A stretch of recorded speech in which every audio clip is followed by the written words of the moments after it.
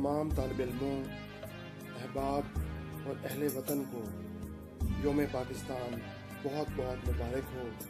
अल्लाह ताला से दुआ है कि अल्लाह ताला क़यामत तक हमारे वतन को इसी तरह सरसब्ज़ व शादाब और कायम दायम रखे। आमीन।